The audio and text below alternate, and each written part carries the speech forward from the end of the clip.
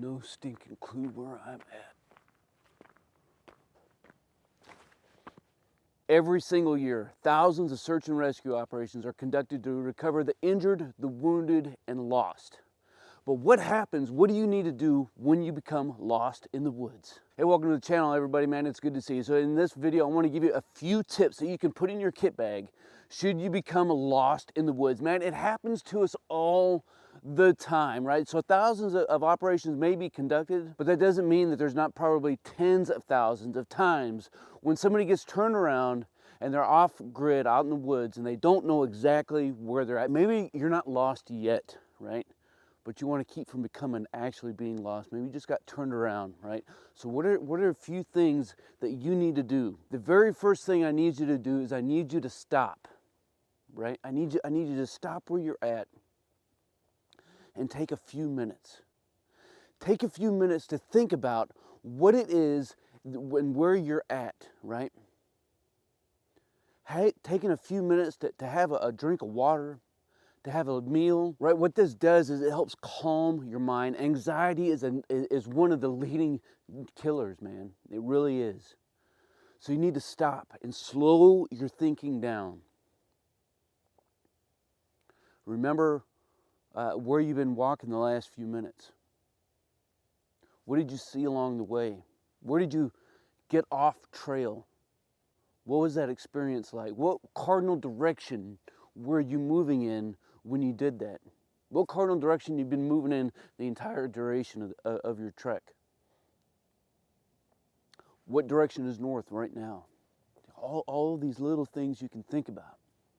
Pull out a compass if you have one. I hope you have one, right? Take stock and try to reorient yourself in this process. Admit to yourself that you may not know exactly where you're at, right? Once we start to admit that, then we can start to come up with a plan of action to move forward. Now, step number 2 is to mark our location. Mark your location with where you're at right now, right? Maybe it's setting a PT belt, you know, if you had one. Maybe it's setting something that's bright and reflective. Maybe it's some engineering tape. Maybe it's a bandana, a scarf. Something that you can see from a little bit of a distance away. Maybe you have a flag. Now this where you're at right now, it's a safe spot. It's a safe haven. It's a location that you know where it's at. You may not know where it's at in relationship to where you're trying to get to yet. But you need to know where you're at. So we mark our location. And from here, I can move anywhere I want, 365 degrees. And I can always come right back to where I started from, where I took my break, right? I can work my way back to this point as long as I can see that point. And that's called a way marker or a waypoint. It's a safe spot. I've been there.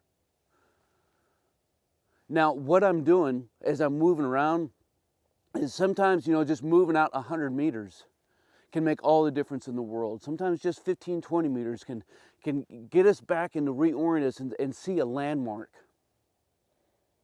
that helps reorient us into the bigger picture, right?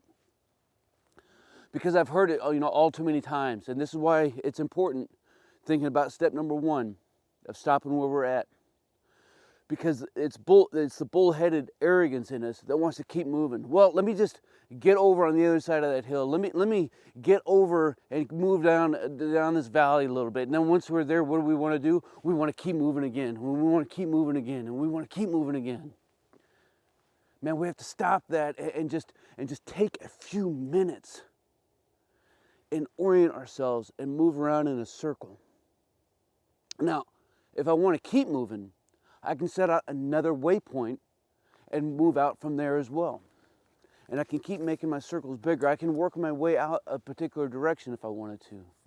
But at least I can make my way back, and I'm not more lost than when I started. Does that make sense, friends? And that's going to take me to step number 3. Now, a lot of dudes don't want to hear it, but man, step number 3 involves using your cell phone.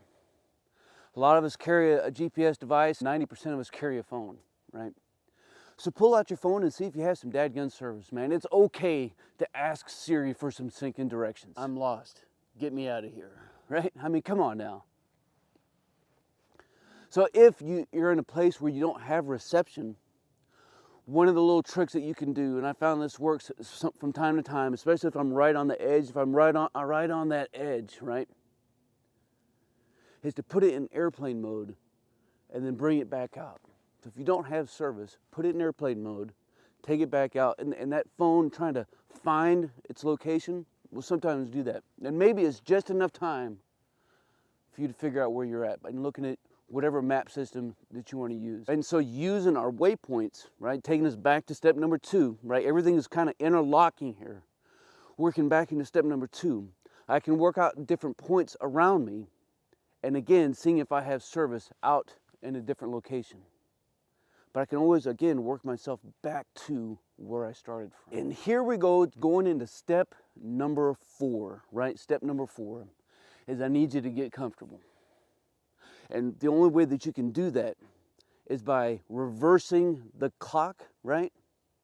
To where you first got started back in the house, and double check your packing list. What are you carrying with you right now? What do you have on your person? What do you have in your pack that will help you in the event that you become lost? Do you have a compass? Do you have a map? Do you have a GPS device? Do you have a poncho? Do you have a water source? Do you have a means of starting a fire to stay warm, cook your food, purify your water? Do you have a means to stay warm? Protect yourself from the elements. See, far too many times, people start getting out, and those dudes who get lost were the day hiker who don't have a single thing on them except for a phone to take a stinking selfie. Friends, we have to do better than this. We need to start on the front end before we ever even get to the point of becoming lost. A, to make sure that somebody else who's not going with us knows where we're going. And B, that we have a few basic survival items on our person to take care of us in the event that we become lost or disoriented. All right, friends, there you go. So just a few things you can put in your kit bag. Leave some comments down below so we can keep this conversation rolling. I hope you enjoyed the content of the video. If you did, make sure you smash that like button and subscribe to the channel so that you can stay up to date on some future content. As always, until then, you stay stoked.